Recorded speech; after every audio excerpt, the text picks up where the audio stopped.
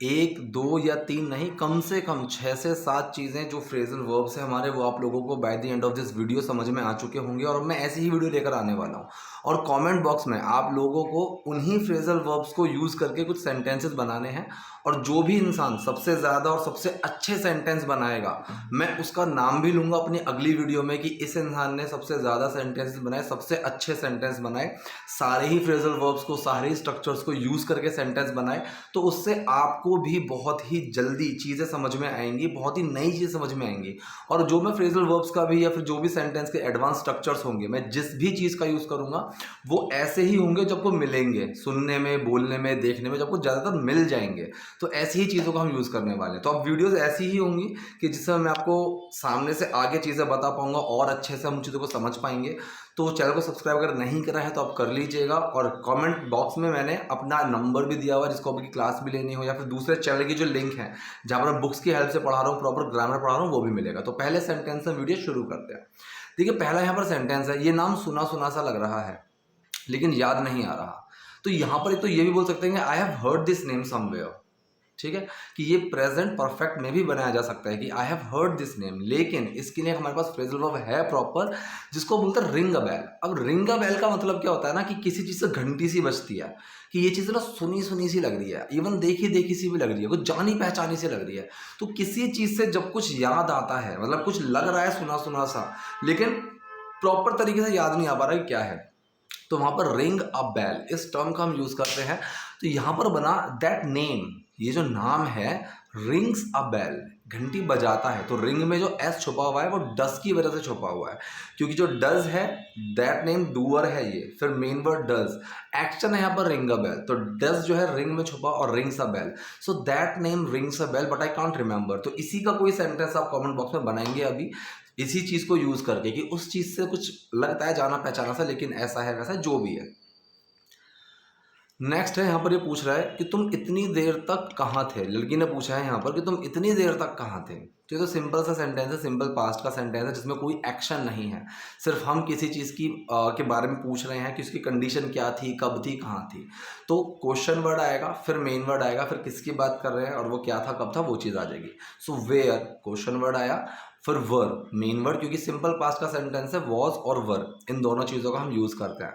So where were you for so long. और simple past sentence से मेरा मतलब पास्ट इंडेफिनिट नहीं है, मतलब ऐसे पास्ट के सेंटेंस जिसमें एक्शन ही नहीं होता। अब तुम कहाँ थे, कुछ करने की बात नहीं चल रही है, सिर्फ हम यहाँ पर उसकी जो स्टेज है वो पूछ रहे हैं कि तुम कहाँ थे, कहाँ प्रेजेंट थे।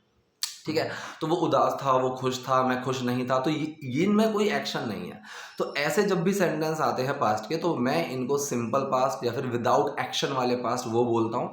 वॉज और वर का यूज होता है। तो तुम इतनी देर तक कहाँ थे, where were you for so long. ओहो, ये 2 बार लिख गया है।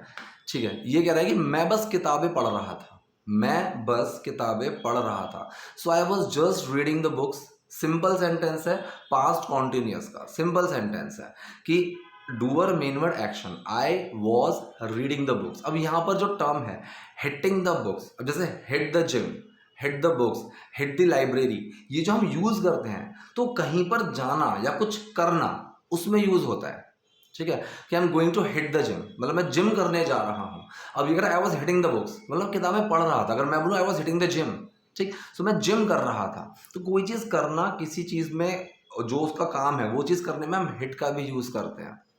ठीक, तो यहाँ पर हिटिंग द बुक्स का मतलब है पढ़ने आना, पढ़ाई शुरू करना। ठीक है, पढ़ाई करना। अब जैसे I am going to hit the library, I am going to hit the books, तो I am going to hit the books का मतलब ये नहीं मैं किताबों को मारने जा रहा हूँ, नहीं, मैं किताबों को पढ़ने जा रहा हूँ अभी। So I was just hitting the books, तो मैं बस किताबें पढ़ रहा था। ठीक है, so did you hit the gym today, आज तुम जिम गए थे क्या, so did you hit the gym today. तो ये जो सेंटेंस है, ऐसे ही सेंटेंस आप बनाओ कमेंट बॉक्स में, मैं चेक करूंगा और मैं बताऊंगा कि किसके कितने सेंटेंस सही हैं, कितने गलत हैं। ये कह रहा है, तो तुम्हें नींद नहीं आ रही थी या मेरे सोने का इंतजार कर रही थी। तो तुम्हें नींद नहीं आ रही थी या मेरे सोने का इंतजार कर रही थी। अब यहाँ पर नींद नहीं आ रही थी, ठीक, अगर देखो ऐसी चीजों में एक्शन लगाना हो, नींद आना, ठीक है, तो आप बहुत ज्यादा कंफ्यूज होगे कि एक्शन कैसे लगाऊं। तो यहाँ पर मतलब तुम यू वर नॉट स्लीपी या फिर weren't you स्लीपी, इस तरीके से सेंटेंस बनेगा। Were you not sleepy, sleepy का मतलब नींद आ रहा है। अगर मैं बोलूँ मुझे नींद आ रही है, सो आई एम फीलिंग स्लीपी। ठीक है, मुझे नींद आ रही है। अब यहाँ पर ही तुम्हें नींद नहीं आ रही थी, ठीक। सो वर यू नॉट स्लीपी, तो ये भी सिंपल पास्ट में ही सेंटेंस बनाया है कि क्या तुम स्लीपी नहीं थी, weren't you sleepy. So were you not, सबसे पहले मेन वर्ड, फिर हम किसकी बात कर रहे हैं, फिर नॉट, फिर वो क्या था क्या नहीं था वो चीज़। सो वर यू नॉट स्लीपी, वर और नॉट को साथ में मर्ज करके हमने यहाँ वंच बना दिया, वंच यू स्लीपी, या मेरे सोने का इंतजार कर रही थी, और waiting for me, waiting for मी मेरा इंतजार करती टू स्लीप, सोने का, ठीक है। तो यहाँ पर ऐसा सेंटेंस बना, जैसे I am waiting for you to pick up, मैं तुम्हारा इंतजार कर रहा हूँ ले जाने के लिए। सो वर यू, वंच यू स्लीपी, तुम सो नहीं रही थी, मतलब तुम्हें नींद नहीं आ रही थी, और waiting for me to sleep, और मेरा इंतजार कर रही थी सोने का, या मेरे सोने का इंतजार कर रही थी। तो पूरा सेंटेंस हमारा ये बना।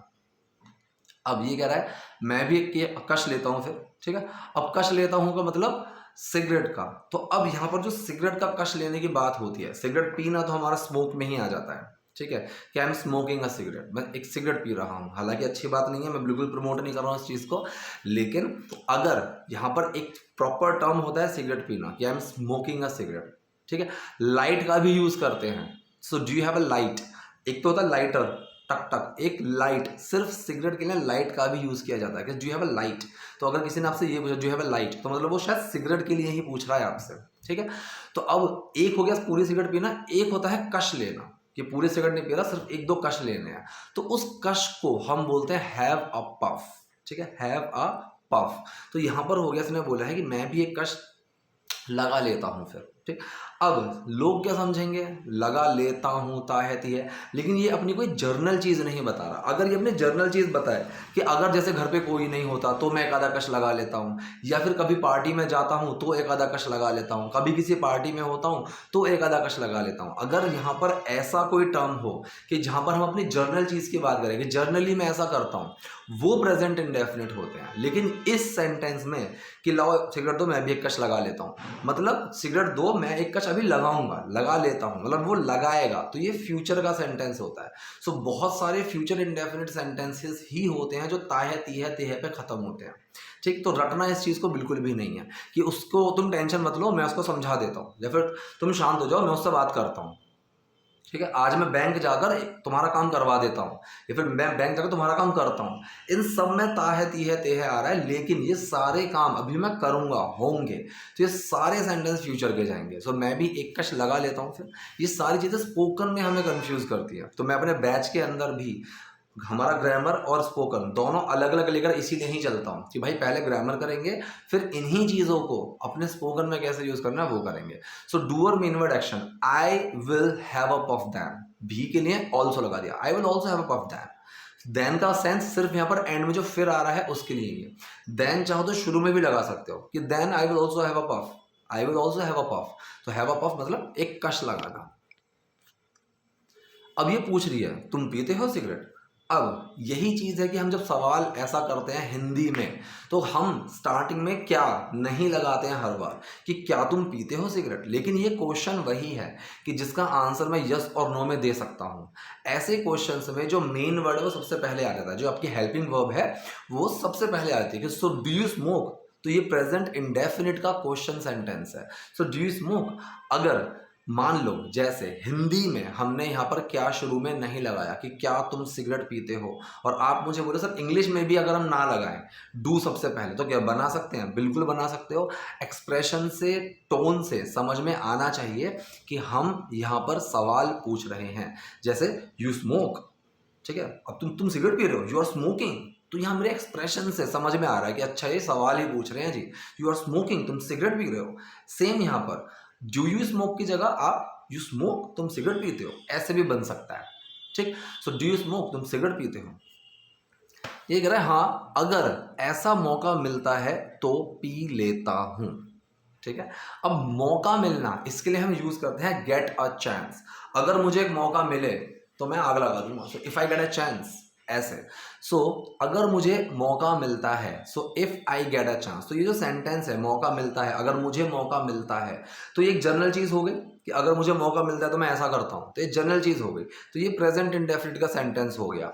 तो डूअर मेन वर्ड एक्शन लगाओ, so doer I main word do, action है गेट अ चांस, कि मौका मिलता है। सो डू छुपा गेट में और कोई चेंज नहीं आएगा। सो if I get a chance, if I get a chance, अगर मुझे एक मौका मिलता है, लाइक दिस, ऐसा। सो if I get a chance like this, अगर मुझे एक ऐसा मौका मिलता है, देन आई डू, तो मैं करता हूं, देन आई डू, तो मैं करता हूं। सो पूरा सेंटेंस क्या बना, अगर ऐसा मौका मिलता है तो पी लेता हूं, या if I get a chance like this then I do, if I get a chance like this then I do, अगर ऐसा मौका मिलता है तो मैं करता हूं। अब यहां पर देखो डू ही लगाया है, और लेकिन हिंदी में क्या है, पी लेता हूं, लेकिन ये कॉन्टेक्स्ट में ही समझ में आ जाएगा। अब यहां पर जो डू है इसका मतलब वही है जो काम चल रहा है, ठीक, कि भाई तुम तो खेल सकते हो लेकिन मैं नहीं खेलता। So you can play but I can't do, मतलब आई कांट प्ले, ठीक है। So if I get a chance to smoke, अगर मुझे एक सिगरेट पीने का मौका मिलता है, देन आई डू, तो मैं पी लेता हूं। अब यहां पर इसने पूछा है अगले हफ्ते घूमने चलने के बारे में क्या ख्याल है। अब देखो लोग कंफ्यूज रहते हैं हाउ अबाउट और व्हाट अबाउट में। मैं क्लियर से बताता हूं, हाउ अबाउट और व्हाट अबाउट में लोग बहुत कंफ्यूज रहते हैं कि सर व्हाट अबाउट कहाँ लगेगा, हाउ अबाउट क्या कहाँ लगेगा। बहुत सिंपल सी चीज है, ज्यादा मुश्किल नहीं है। क्या ख्याल है, कैसा रहेगा, यहां पर हमारा हाउ अबाउट जाता है कि हाउ अबाउट डूइंग दिस, कि ये करे तो कैसा रहेगा, इसके बारे में क्या ख्याल है। उसका क्या, उसके बारे में क्या, जहां पर ये सेंस है वहां व्हाट अबाउट है, ठीक है। कि how about going for a movie, एक मूवी देखने चलने के बारे में क्या ख्याल है, ठीक है। अब किसी ने बोला कि मैंने कहा कि एक काम करते हैं हम धूम देखते हैं, सो विल वॉच धूम मूवी। किसी ने कहा कि भाई रंग दे बसंती का क्या, सो व्हाट अबाउट रंग दे बसंती। या फिर हमारा प्लान बन रहा है कहीं ऋषिकेश जाने का, सो how about going for Rishikesh, उसमें मैं रहूंगा, आप रहोगे, तुम रहोगे, ये रहेगा वो रहेगा। किसी ने बोला और भाई रोहन का क्या, सो व्हाट अबाउट रोहन, ठीक। अगर उसने यहीं पर ही बोला कि ऋषिकेश की जगह मनाली चलते हैं, सो व्हाट अबाउट मनाली नहीं आएगा, हाउ अबाउट मनाली, कि मनाली के बारे में क्या ख्याल है। लेकिन जम्मू जगह इसका क्या भाई, इसको क्यों नहीं, तो वहां व्हाट अबाउट का यूज होता है।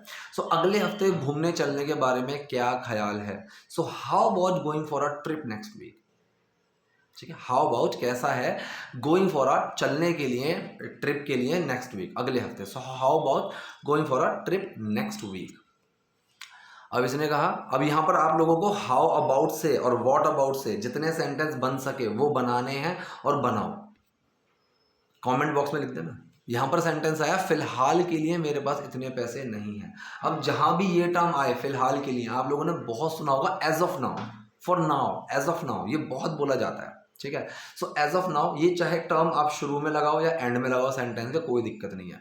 मेरे पास इतने पैसे नहीं हैं, अब देखो मेरे पास कुछ है, मेरे पास कुछ था, मेरा कुछ है, मेरा कुछ था, ये जो सेंटेंस होते हैं, फिर मेरा कुछ होगा, मेरे पास कुछ होगा, ये जो सेंटेंसेस हैं ये सारे इंडेफिनिट फॉर्म के सेंटेंस होते हैं। कि मेरा कुछ है, मेरे पास कुछ है, ये प्रेजेंट इंडेफिनिट का सेंटेंस है।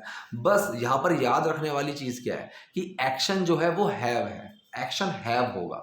तो ये हैव के सेंटेंस नहीं होते हैं, ये प्रेजेंट के या पास्ट इंडेफिनिट के, फ्यूचर इंडेफिनिट के ही होते हैं।